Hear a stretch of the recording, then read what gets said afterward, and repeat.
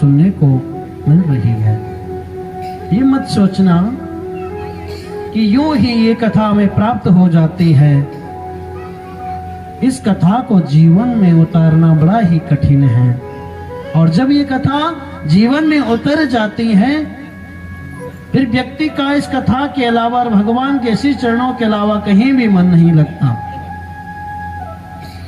यह भागवती कथा ऐसी ही हर किसी के जीवन में नहीं उतरती। इसको अगर जीवन में उतारना है तो ब्रह्मांड नायक जगतपति जो हरि हैं, जो बाल कृष्ण लाल हैं, उनके चरणों में इस मन को एकाग्र करना पड़ता है। और जब ये मन एकाग्र हो जाता है और हरि में लग जाता है, फिर ये जो दुनिया है इसमें ये मन नहीं लगता। इस मन का क्या काम है बताओ? मन बड़ा चंचल होता है। भगवान के श्री चरणों में अगर हम आधा घंटा बैठ जाएं तो हमारा मन न जाने कितनी जगह घूम कर आ जाता है। मन को काबू करना हजारों लाखों वर्ष जिन ऋषियों ने तपस्या की, उनके हाथ में भी नहीं था कि वो अपने मन को वश में कर ले। कहते हैं कि मन को वश में वही कर सकता है जो श्री हरि के नाम के जाप का लगातार लगातार लगातार हर सांस में सिमरण करता रहे।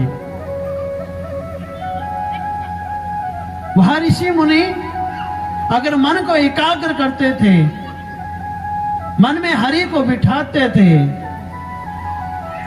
और भगवान को प्राप्त करते थे, तो कारण एक ही था, उन्होंने हमेशा हर सांस में भगवान को सिमरण किया है। हर सांस में गोविंद का नाम लिया है। अगर उन्होंने मंत्रों का जाप किया है उसमें भी उन्होंने गोविंद को याद किया है। अगर उन्होंने वेदों का पाठ किया है उसमें भी उन्होंने गोविंद को याद किया है। अगर उन्होंने श्लोकों का वाचन किया है उसमें भी उन्होंने गोविंद को याद किया है। और जिन्होंने हिंदी में भगवान की कथा को सुना है उन्होंने भी गोविंद को ही याद किया है। इसलिए मन को एकाग्र कर भगवान के श्री चरणों में लगाना है तो इसका एक साधन है, एक उपाय है कि भगवान के श्री चरणों में मन को लगाकर और गोविंद का नाम जाप करते रहें लगातार। गोविंद गोविंद गोविंद, हरे राम हरे कृष्ण श्री राधे श्री राधे श्री राधे, नारायण नारायण हरे हरे। किसी भी रूप में आप भगवान को याद कर सकते हैं। ये जो ब्रज की गोपियां हैं ये क्या कर रही हैं जानती हैं? ये यही तो कर रही हैं। जब से कृष्ण को देखा है बस कृष्ण की हो चुकी है। कहा कि जीवन में अगर हैं सिर्फ कृष्ण है, इनके अलावा हमारे जीवन में कोई नहीं। कितना बड़ा भाव है उनमें। हम तो नंदलाल के उस छोरे के हो चुके हैं जिसकी सूरत को, जिसकी मूरत को देखकर लगता है कि बैकुंठ से देवताओं का राजा नारायण प्रकट हुआ है। ये साधारण देवता भी नहीं हमें लगता, ये तो साक्षात जगत नारायण जगतपति है, उतर कर आए हैं। और हम सब का सौभाग्य है कि हम उसकी सूरत को देखते हैं, उसको निहारते हैं। गोपियों का भाव है, ऐसे ही हमें भी भाव बनाना है। और जिस दिन हमारे अंदर एक अच्छा भाव उत्पन्न हो जाएगा उस दिन मुझे लगता है जैसे माँ यशोदा ने भगवान को प्राप्त किया, पुत्र रूप में प्राप्त किया, शायद हो सकता है कि हमारे पुत्र रूप में भी भगवान का कोई अंश आ जाए। क्या पता हमारे माँ बाप के रूप में भगवान हमें प्राप्त हो जाए, क्या पता हमारे बुजुर्गों के रूप में हमें भगवान प्राप्त हो जाए, क्या पता किसी संत के रूप में भगवान हमें प्राप्त हो जाए और हमारा जीवन धन्य हो जाए। क्या धन संपत्ति प्राप्त करना आसान काम नहीं, कठिन काम नहीं है। धन संपत्ति, वैभव, प्रतिष्ठा ये कोई कठिन बात नहीं है। मिल सकती है, लेकिन भगवान का नाम, संत का सानिध्य, ये बड़ा ही दुर्लभ है।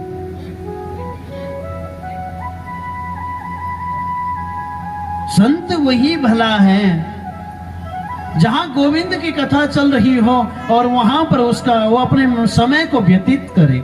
हमारे बीच में महाराज जी आते, मैं रोज देखता हूं। आप सभी से पहले, सबसे पहले आकर वो हमारे बीच में बैठ जाते हैं। मुझे तो उनमें हनुमान जी दिखाई देते हैं। मैं सबसे आगे पहले आकर आपको प्रणाम करता हूं।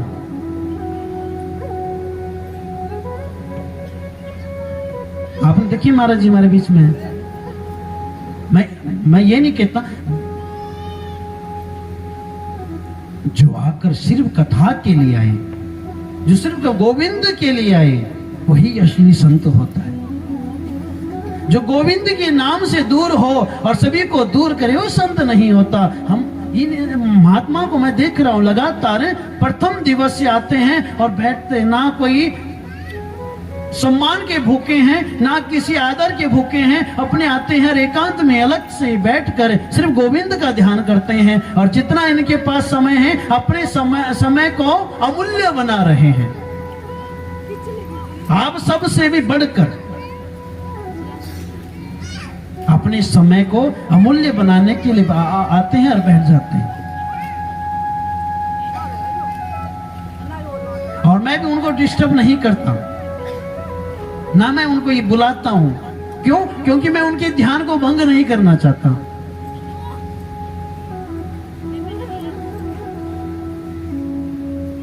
मैं कई दिन से सोच रहा था आप लोगों को बोलूं, लेकिन मैंने सोचा, कहते हैं संतों को अपनी प्रशंसा पसंद नहीं आती। जो सच्चे संत होते हैं वो कहते हैं हमारी प्रशंसा मत करो, हमारे अंदर किसी प्रकार का अवगुण है उसके बारे में बताओ। संत प्रशंसा के भूखे नहीं होते। असली व्यक्ति वही होता है जो प्रशंसा का भूखा ना हो, जो स्वयं ठाकुर जी के श्री चरणों में लगाए रखे। वो कभी ये नहीं चाहता कि कोई मेरी प्रशंसा करे। प्रशंसा की आवश्यकता नहीं होती। अगर आपके अंदर योग्यता है तो गोविंद आपको गले लगा लेंगे। अगर आप गोविंद को प्राप्त करना चाहते हो, गोविंद से मिलना चाहते हो, भगवान का नाम लेना चाहते हो और अपने जीवन को सफल बनाना चाहते हो, तो आपको किसी की आवश्यकता नहीं पड़ेगी। आप किसी के ऊपर डिपेंड रह ही नहीं सकते कभी। जब भगवान का सहारा मिल गया तो दुनिया का क्या सहारा देखना मुझे। गोपियों ने सहारा लिया, किसका सहारा लिया? भगवान का सहारा लिया। उन्होंने कहा अगर हमारे लिए कोई आया है तो हमारा प्रभु, हमारा नंदलाल, वो हमारा अपना है, अन्यथा हमारा कोई अपना नहीं। बार बार लल्ला पे संकट आते हैं। जितनी परेशान माँ यशोदा होती हैं, उतनी ही परेशान वो गोपियां होती हैं। और कन्हैया देखो, संकटासुर का उद्धार किया, तृणावर्त आया और ऐसी आंधी और तूफान लेकर आया कि सभी की आंखों में अंधकार छा गया। बवंडर के रूप में आया और जब कन्हैया को पलड़े से उठाकर ले गया महाराज। यही भगवान की लीला है। भगवान को पता था तृणावर्त आएगा और बवंडर के रूप में आएगा। कहीं ऐसा ना हो माँ यशोदा भी मेरे साथ उड़कर चली जाए और माँ यशोदा को नुकसान पहुंच जाए, गोपियों को नुकसान पहुंच जाए। भगवान ने अपना भार बढ़ाया और माँ यशोदा को मजबूरी में अपनी गोदी से उतार कर पलने में लेटाना पड़ा। और बवंडर आया, वहां तृणावर्त आया और भगवान को उड़ाकर आसमान में ले गया। भगवान ने उसका गला दबाकर उसका राम नाम सत्य कर दिया।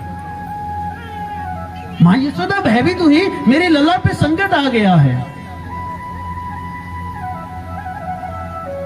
मेरे लल्ला कहीं कुछ हो ना गया हो मेरे लल्ला को। और जितनी चिंतित मां यशोदा अपने लाल के लिए होती हैं, उतनी ही चिंतित वह गोपियां होती हैं। प्रेम मां यशोदा अपनी लाल से बहुत ज्यादा करती है, लेकिन उससे ज्यादा प्रेम वह गोपियां कन्हैया से करती हैं और कहती हैं कन्हैया कब तू बड़ा होगा, कब तू हमारे घर पर आएगा, कब हम तुझे खिलाएंगे, कब हम तुझे नृत्य कराएंगी। कन्हैया कहते हैं चिंता ना करो, मैं तुम्हारे लिए तो आया हूं। क्या क्या बच्ची, क्या बच्चे, क्या जवान, क्या शादीशुदा, क्या बूढ़े, सभी को तो भगवान ने अपना बनाया है। सभी भगवान को निहारते हैं, भगवान की ओर आकर्षित होते हैं, भगवान को ही अपना सर्वस्व मान बैठे हैं। जहां प्रेम होता है वहां कोई स्वार्थ नहीं होता है। जहां प्रेम होता है वहां कभी कोई स्वार्थ हो ही नहीं सकता। और गोपियां यही कह कह कर भगवान को याद करती हैं।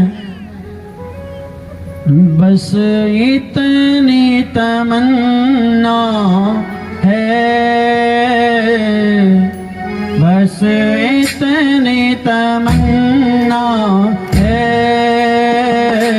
मेरे श्याम तुम्हें देखूं, घनश्याम तुम्हें देखूं, मेरे श्याम तुम्हें देखूं, घनश्याम तुम्हें देखूं। बस इतनी तमन्ना है, बस इतनी तमन्ना है, बस इतनी तमन्ना है, बस इतनी तमन्ना है, मेरे श्याम तुम्हें देखो, घनश्याम तुम्हें देखो,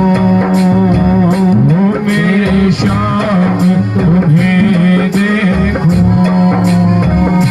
घनश्याम तुम्हें देखो।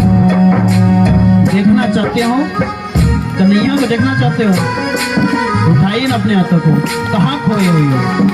सोना तो घर में भी है और यहाँ आकर भी सोए तो क्या किया? उठाइए। गुरु गोविंद भगवान की